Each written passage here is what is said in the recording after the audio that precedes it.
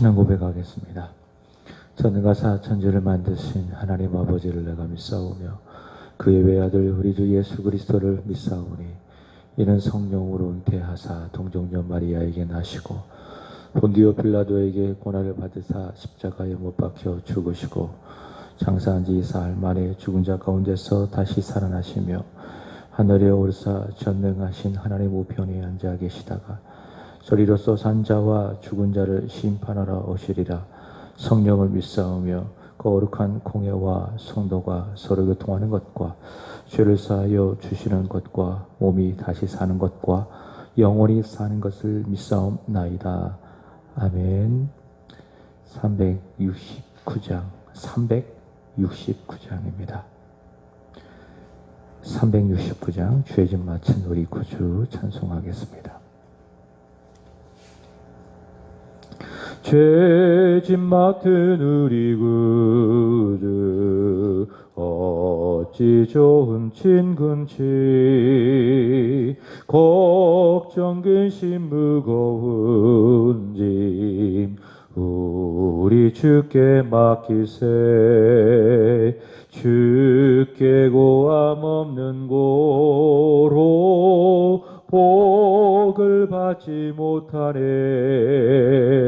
사람들이 어찌하여 아뢰 주를 모를까. 시험 걱정 모든 괴로움 없는 사람 누군가. 부질없이 낙심 말고 기도 드려 아뢰세. 이런 진실하신 친구 찾아볼 수 있을까. 우리 약함하시오니 어찌 아리아릴까. 근심 걱정 무거운 짐 아니 진자 누군가. 피난처는 우리 예수 주께 기도드리세. 세상 친구 멸시하고 너를 조롱하여도 예수 품에 안기어서 참된 위로 받겠네. 아멘. 사도행전 14장 19절부터 마지막 28절까지입니다. 사도행전 14장 19절에서 28절까지입니다. 유대인들이 안디옥과 이고니온에서 와서 무리를 충동하니 그들이 돌로 바울을 쳐서 죽은 줄로 알고 시외로 끌어내치니라.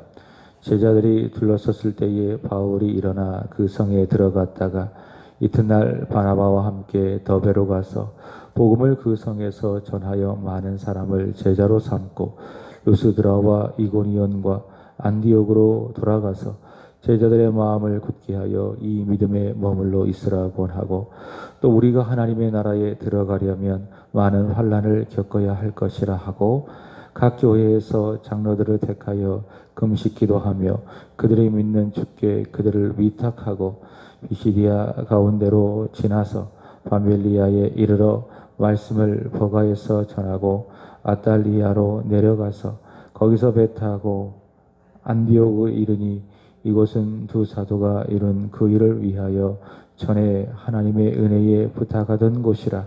그들이 이르러 교회를 모아 하나님이 함께 행하신 모든 일과 이방인들에게 믿음의 문을 여신 것을 보고하고 제자들과 함께 오래 있으니라. 아멘. 사도행전 14장은 바울과 바나바의 1차 선교 여행을 말씀하고 있습니다. 1차 선교 여행이 진행이 되고 그리고 다시 귀환해서 마무리하는 내용이 사도행전 14장의 주된 내용이라고 할 수 있습니다. 어제 바울과 바나바는 루스드라에서 특별한 기적을 통해서 복음을 전했죠.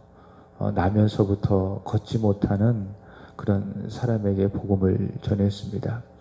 그에게 복음을 전하자 그에게 믿음이 생겼죠. 구원받을 만한 믿음이 그에게 생겼고 그를 세워 일으킴으로 말미암아 기적을 통해서 그 사람을 구원하고 또 그 지역에 있는 사람들에게도 그 기적을 통해서 복음을 전한 것이죠.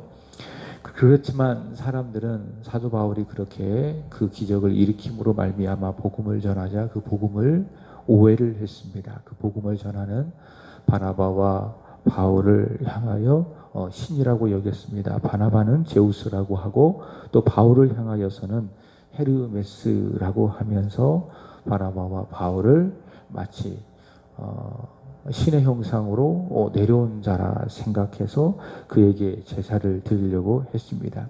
그러나 사도 바울과 그리고 바나바는 옷을 찢고 그들을 막으며 말하기를, 어제 말씀의 핵심이었죠. 우리가 복음을 전하는 것은 그러한 헛된 일을 버리고 살아계신 하나님을 섬기고 그분께 돌아오게 하려 함에 있다라고 이야기했습니다. 이런 바울의 말에 루스드라의 많은 사람들이 예수를 믿게 되었는데 오늘 본문의 말씀에 보시면 문제가 생깁니다. 19절 보시면 안디옥과 이고니온에서 바울이 복음을 전했을 때에 믿지 않았던 유대인들이 있었죠. 사도행전 13장에 비시디아 안디옥에서 바울이 복음을 전했을 때도 거기에 믿는 사람이 있었던 반면에 믿지 않는 사람들이 있었고, 또 14장에서 이고니온에서 또 유대인의 회당에서 바울이 복음을 전했을 때도 마찬가지 바나바와 바울을 따르는 사람도 있었지만 순종하지 아니하는 그 유대인들이 있었는데, 이 유대인들의 특징입니다. 무리를 충동해서 바울을 돌로 친 것입니다. 19절 보니 바울이 거의 죽었다 싶을 정도로 바울을 향하여 돌을 던져서 죽을 이르기까지 바울을 핍박한 것입니다. 유대인들이 돌로 쳤다, 유대인들이 돌을 던졌다라고 하는 것은 특별한 의미를 가지고 있습니다. 어떤 의미인가 하면 첫 번째로는 신성을 모독했다라고 하는 그 죄를 지었다 판단했을 때에 돌을 던져 치는 것입니다. 두 번째로는 율법을 어겼을 때에 대표적으로 요한복음 8장 말씀을 보시면 현장에서 가늠하다 잡힌 그 여인을 향하여 유대인들이 어떻게 했습니까? 돌을 던져서 쳐서 죽이려고 했지요. 이렇게 안식일을 어긴다거나 그리고 간음을 한다거나 그랬을 경우에는 유대인들은 돌을 던져서 쳐서 죽이는 그런 경우가 있습니다. 그러니까 유대인들은 바울이 복음을 전하는 것은 곧 하나님을 모독한 것이다 라고 간주하고 무리를 충동해서 바울을 향하여 돌을 던진 것입니다.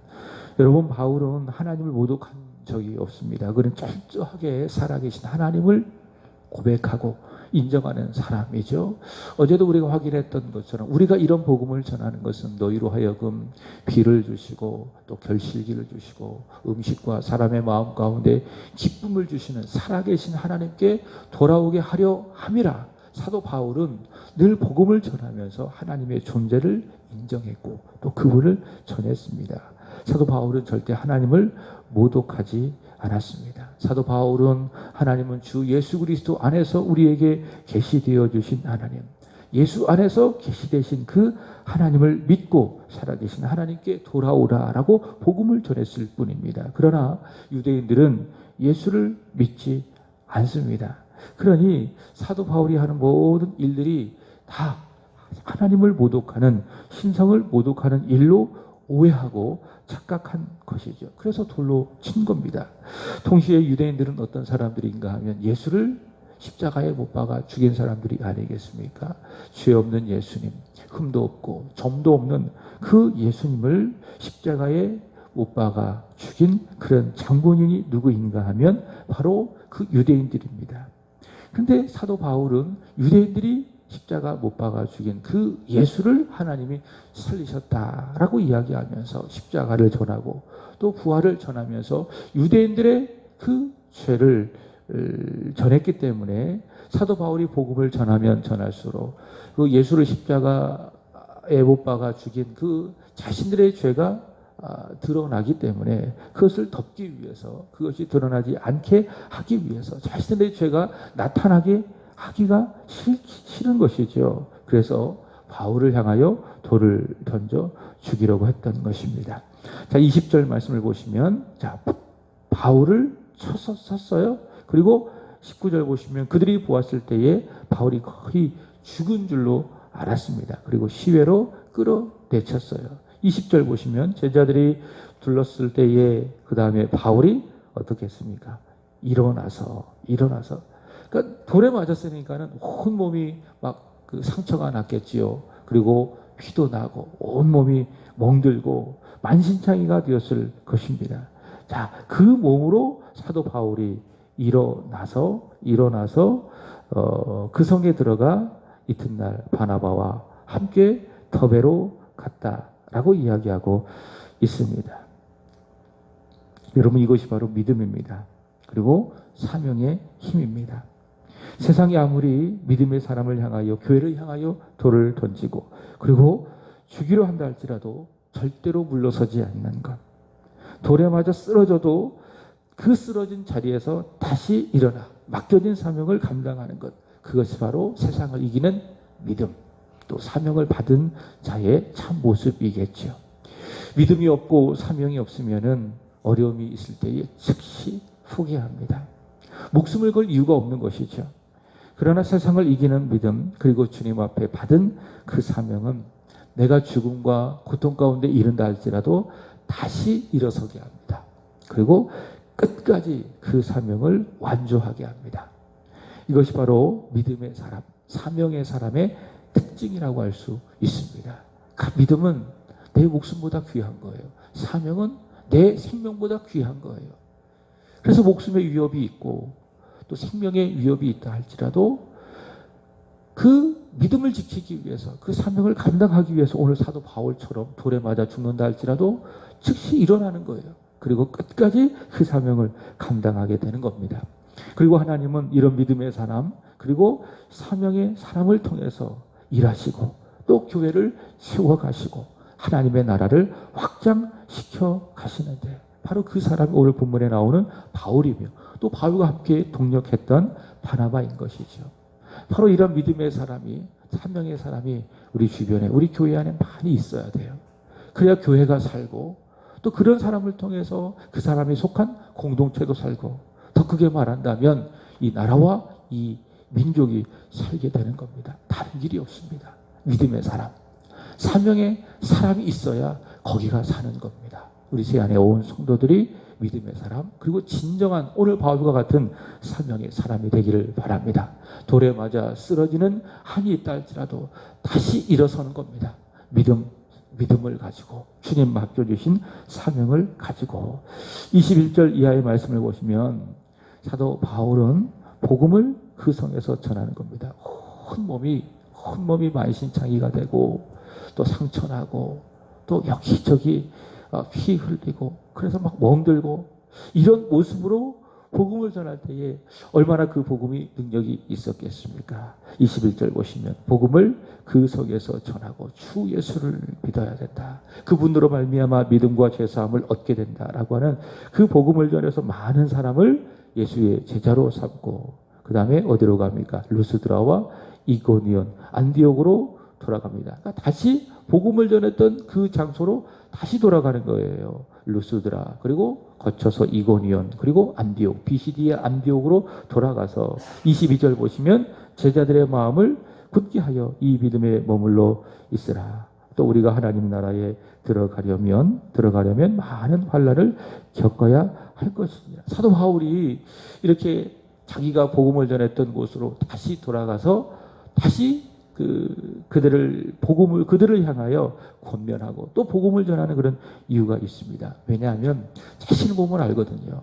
예수를 믿고 복음을 전하며 그리스도의 제자로서 살아간다라고 하는 삶, 이 세상에서 그 자체가 무엇이다? 많은 환난을 겪는 필연적인 것이 있다라는 사실을 제자들에게 알려주기 위해서 사도 바울은 자기가 복음을 전해 제자로 삼은 바로 그곳으로 다시 가서 복음을 전하게 되는 것입니다.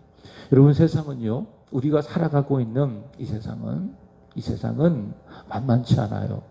맞고 이야기한다면 교회를 향하여 그리고 그리스도인들을 향하여 수많은 그런 박해와 미움을 가할 수밖에 없는 원리가 있는 것이 교회가 존재하고 있는 세상. 여기 일하시는 우리 집사님도 계시는데 또 살아가고 있는, 직장 생활하고 있는 그런 세상이에요. 세상은 믿음을 인정하지 않기 때문에 교회는, 그리고 세상 속의 그리스도인은 필연적으로 미움과 고난을 받을 수밖에 없다. 예수님이 그러셨지 않으셨겠습니까? 예수님이 세상에 오셨을 때 환영받았습니까? 그렇지 않죠. 미움과 핍박을 받으시고 결국 고난을 받으시고 십자가에서 죽으셨지만 하늘로 올라가셨어요. 부활하시고 하늘로 올라가시는 영광을 받아주셨습니다. 그리스도인들은 세상에서 환난을 당할 수밖에 없습니다. 잘 믿으면 믿을수록, 제대로 믿으면 믿을수록 어때요? 복을 받고 잘 되고 형통하는 것이 아니라 반대입니다. 환난이 더 커지는 거예요. 비례하는 거예요. 내가 믿으면 잘 믿을수록 세상으로부터 많은 환난과 고통과 핍박과 미움이 있다. 이런 환난이 직접적으로 우리에게 없는다 할지라도 내가 예수를 잘 믿으면 믿을수록 어때요? 끊임없이 십자가 져야 하고 끊임없이 헌신해야 되고 희생해야 되고 수고해야 되고 순종해야 되고, 아니 순종을 넘어 끊임없이 하나님 앞에 복종해야 되고, 예수 잘 믿으면 복받고 잘 되고 형통할 줄 알았는데 그게 아니라는 거예요. 반대예요. 잘 믿으면 믿을수록, 제대로 믿으면 믿을수록 많은 십자가와 그리고 헌신과 순종을 할 수밖에 없는 것이 우리 그리스도인들의 믿음의 삶이라는 거예요. 교회도 마찬가지예요. 교회가 교회다우면 다울수록 사단은 끊임없이 교회를 향하여 공격을 가하는 거예요. 세상은 그러한 교회를 미워하게 되는 거예요. 그게 이 세상 속에서 교회가 받는 필연적인 핍박이라는 겁니다.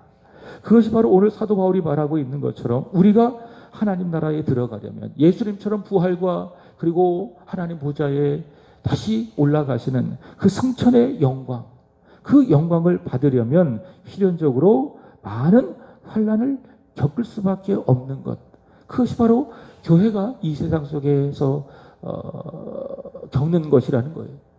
믿음의 사람들이 겪을 수밖에 없는 필연적인 과정, 그것은 바로 많은 환난, 고난이다 라고 하는 것입니다.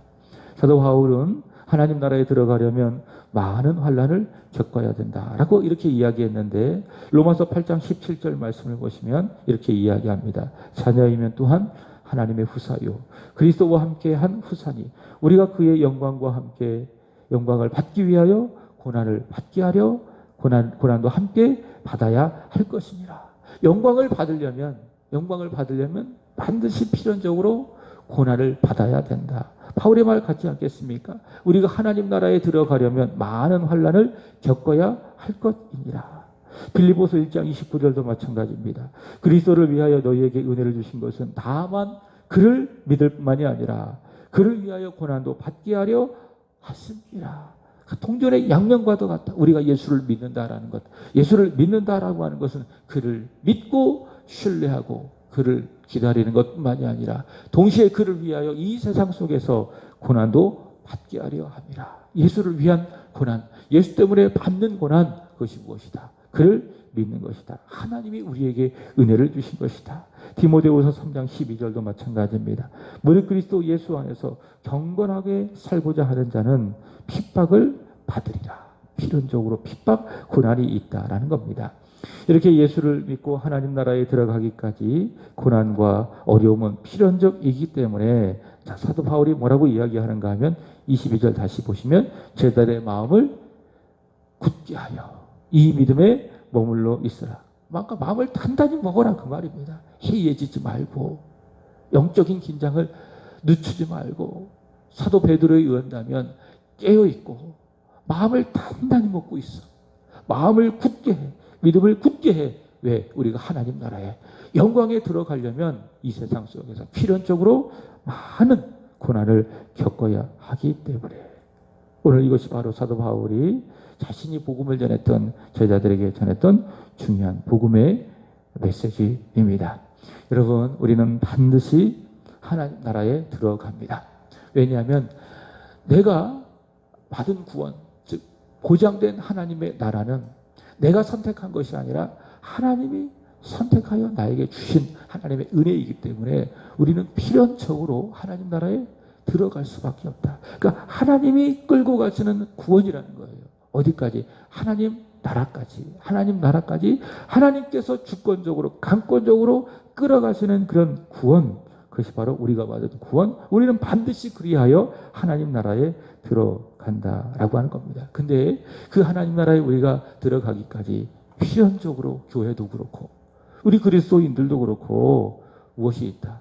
많은 환난이 있다.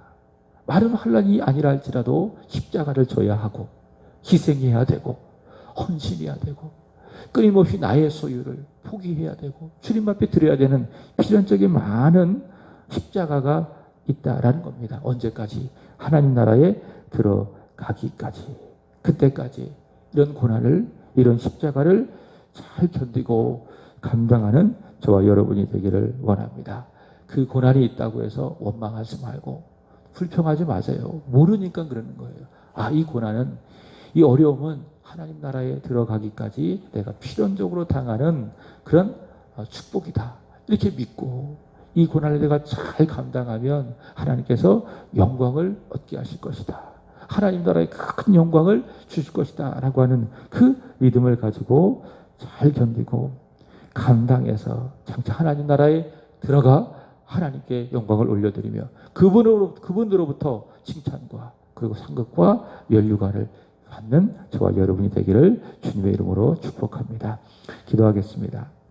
하나님 아버지, 저희들 믿음의 문을 열어주셔서 구주 예수 그리스도를 믿게 하신 것 감사합니다.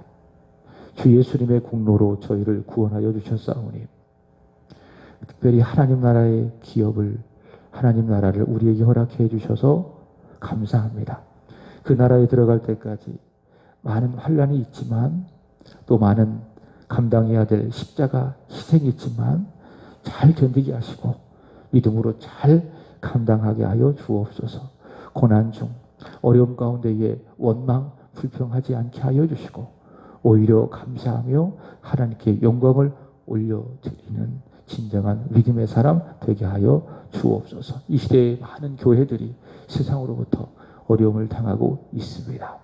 하나님 교회도 하나님 나라에 들어가려면 필연적으로 많은 고난을 받아야 된다라고 하는 오늘 바울의 말을 기억하며 세상으로부터 많은 미움, 많은 환난 잘 감당하여 더욱더 교회적인 사명을 감당하는 이 땅의 교회들이 되게 하여 주옵소서. 그리하여 그러한 교회가 이 세상의 진정한 소망과 빛과 소금이 되게 하여 주옵소서.